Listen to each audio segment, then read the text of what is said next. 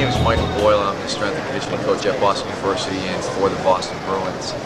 And we were talking a little bit about trying to integrate some apparatus into a plyometric program that would allow us to teach a beginner faster and easier with less potential for problems, less potential for injury. By eccentric strength, I do not mean the ability to do heavy weighted squats and go down slowly, because I don't consider that to be eccentric strength. I consider that maybe a demonstration of eccentric strength.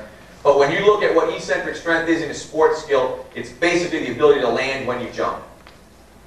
What we found with our basketball players, jumping is not a problem. Landing is a problem. Our guys have plenty of strength to get up in the air, but they do not have the eccentric strength necessary to land properly. So when we go out and we start teaching plyometrics, we start with the simplest possible things. We want to take, one way you do it is you take gravity out of the picture. Hence, we bought two shuttles. Low intensity plyometrics, we're doing plyometrics with larger people. This is a, I don't think there's anything better on the market. There's nothing else out there that's going to be comparable, because it allows you to eliminate or decrease that eccentric force. Because when somebody jumps, Glenn, if you can kind of stand on the end of this thing, I'm going to drag Glenn into duty so we don't jump this all over the place.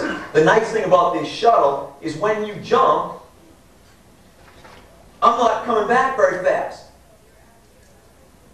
I can have these guys jump and I can give them very low levels of eccentric force, much lower than what their body weight would give them. We can progress that to single leg stuff, eccentric. And all we're working on in the beginning when we teach this stuff is jump and stick. There is no jump and re-jump. In our sort of hierarchy of things, level one is jump and land. You start with squat jumps, you start with tuck jumps, you do multiple jumps in place. To me, that's as much eccentric force and as much stress as some of the other stuff. It's not simple enough.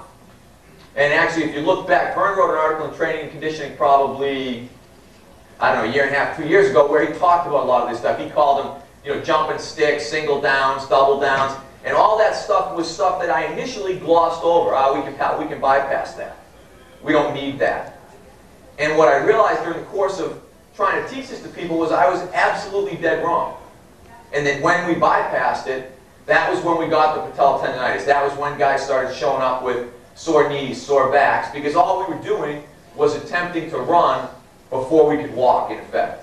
When you're rehabbing people, because you can do the exact same thing. When you're bringing somebody back and you want to reintroduce explosive training, it's like, where do I get it? Where do I bring it in? You can introduce basic single leg jump and stick to a 12-inch box. You can introduce basic single leg plyometrics on the shuttle. Just jump and stick and just develop that level of eccentric strength that they need.